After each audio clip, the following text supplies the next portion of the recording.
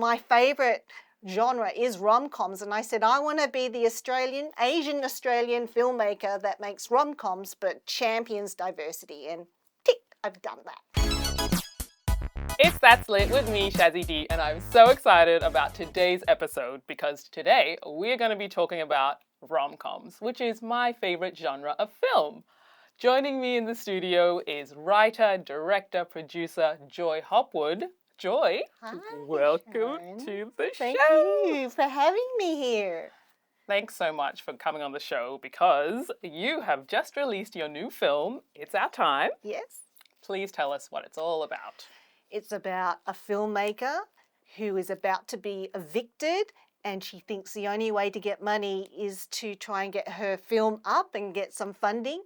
And she goes to visit the funding officer, and however she gets rejected, and he falls for her best friend. So that's the triangle. What blew my mind is you shot this film in 8 days. Yes. How? How did you do it? It's a lot of planning. We planned 6 months ahead, and I prepare the actors through discussions over the phone about their performances, and I give them the script with lots of notes next to it. So it's a lot of preparation, and also meeting with the crew, telling them what shots I want. It's just getting everything done at least 6 months before. Nice. And it was shot in Sydney, right? Yeah, Sydney. Without giving too much away about the film, the main character, Amelia, she kind of goes through this process where she's trying to get funding for her film. Mm-hmm. Is this a process that you've gone through? Does it kind of resonate with you in a way? Yes, it's a process I've been through at least twice, and a lot of her conversations and dialogue is reminiscent of the experiences I've been through. However, my close friends didn't fall for the funding officer. That's the storyline I invented. So, yeah. Okay. How did you approach getting your cast? One of the best friends, her real name is Bianca Bradey. I auditioned her in The Gift That Gives, and it was very close between her and the girl that I cast. And so I remembered her performance, and I brought her back on this film. And the Amelia character, Tiana Hogben, I've been watching her on a TV series called Thank God You Are Here, and I've been watching her religiously for 6 months, seeing if she would break, in terms of her performance, because it's so funny, and she doesn't break, and I'm thinking she's really good, because I don't want actors who are going to break out laughing during the jokes of it. And I auditioned her, and she did a really good job. So they're the two best friends.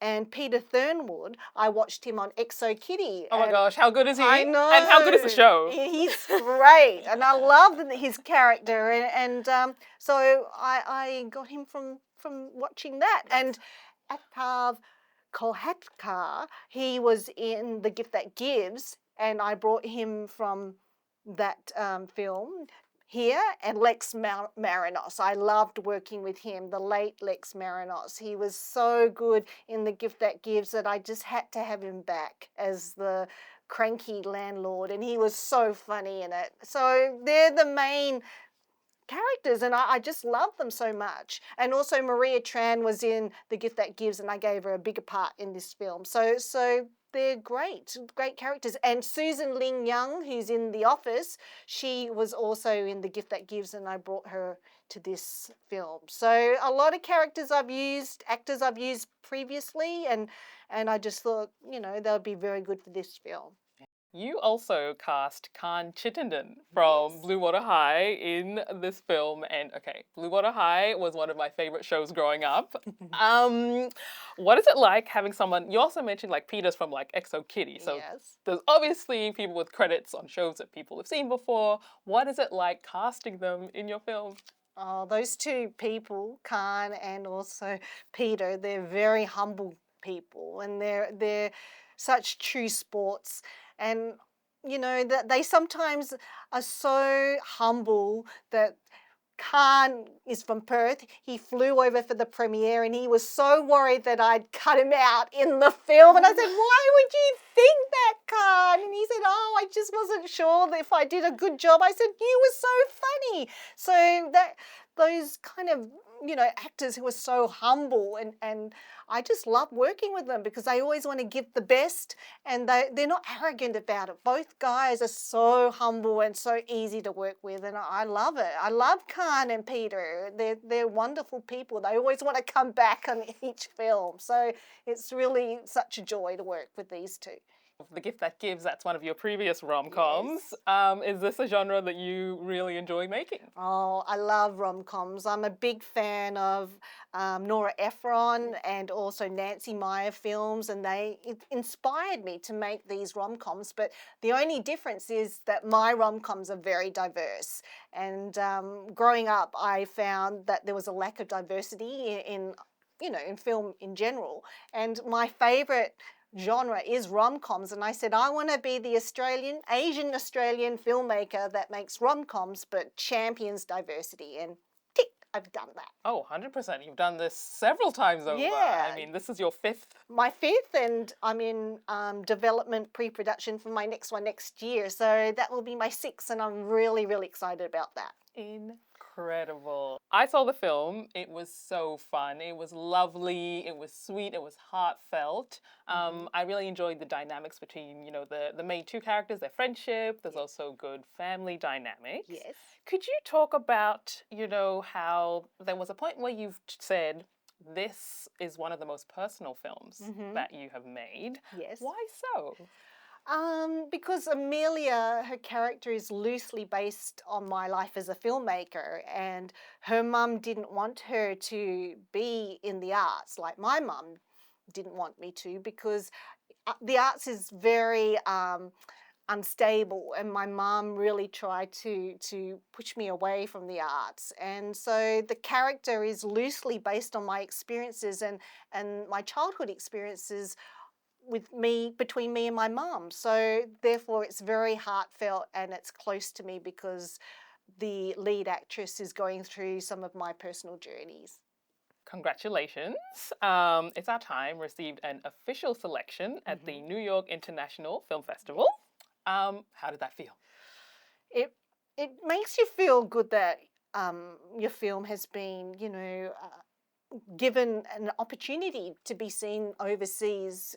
And that festival is a very well-regarded festival. It's a top 100 festival in Film Freeway, and it was my first big pat on the back for me and my team that we were chosen for this big festival. And then we had a theatrical release, and then we've been picked up by Channel 9. So yay! It really makes you feel validated as a filmmaker, and it just makes our cast and crew feel proud of this film. And yeah, speaking of Channel 9, so that's where we can watch it when it comes out later on in the year? Yes, 9 Now and Channel 9, and hopefully it will be out June, July, I'm being told. Now, you're also the founder of the Joy House Film Festival, which just happened just a bit earlier this year. This year was its 11th year. Yes. Going back to the start, what made you want to start it? Well, I want to give a platform for emerging filmmakers, and my film festival, champions diversity, and also it's an uplifting festival, and it was inspired by some of my friends who said they go to many film festivals, but they were left the festival feeling a little bit down or not feeling uplifted, and there was very few 11 years ago that championed diversity, and I thought, okay, I'm going to have a film festival that has joy and diversity and give prizes for it, and it's kind of paying it forward for the next generation of filmmakers. So that's why I started it, and it's in its 11th year, and I'm really proud the standard is getting higher and higher. So you get to watch all these, incredible films from, other filmmakers. How do you think, the industry is, I guess, from when you first started to kind of seeing how they've also been making their content now? Wow, there's been a big change. My first year, we only had one diverse film entry, and of course, that won the diversity prize. And now it's, I would say, 50 to 60% of the submissions are diverse, and that's creatives or actors of diverse backgrounds. So that's a big change in 11 years, and I'm really proud to be part of, you know, what's happening in the film landscape. Yeah, that's awesome. And I also like how you just mentioned like the theme that you like for the submissions is joy and also diversity. Is that something you like to include? I mean, you've mentioned diversity for sure, but Yeah. joy as well. Yeah, because I want everyone to feel this is a feel-good film festival. So they, you know, everyone who comes along feels uplifted and good about life. There's so many bad things happening in the Oh. world. I just want them to escape for an hour or so and just feel, you know, happier about life. Yeah, which is so good, I think. Too much has happened, too much is happening. So you Yes. just need a bit of a something light, something to make you Escape. feel good. Yes, to escape. Escape. Oh, which is why I love rom-coms. Okay. Now, what actually got you into filmmaking? Well, I started in I think in over 30 years, I think now. And when I started as an actor, there was very few parts, and I was lucky to get a break in a children's show called Play School, and I had to try twice, and that was my first break in the industry. However, there was always guest roles as a nurse or a scientist, you know, nerdy Asian. And I'm thinking, you know, I want to create roles where Asians don't have to be the nerd or a restaurant owner. I want them just to be everyday people. And that's why I created short films, and then I went into feature films. So I'm paving the way forward for the, you know, diversity in the film landscape, and just making sure that actors aren't stereotype cast. Is there anything you wish someone would have told you before you got into filmmaking? Yes, that people change, and also it's very hard to see how, you know, people work together. And I really choose crew and cast who are kind, talented, and a team. They, you know, just working together. And I've seen some actors, you know, change because they may have been given opportunities on TV, and you know, I'm really trying to make sure whoever I employ works, you know, without any egos. And I didn't expect, you know, sometimes people change, and yeah, I just think it's something that you would like people to remain humble. Oh, that's great. I really like that.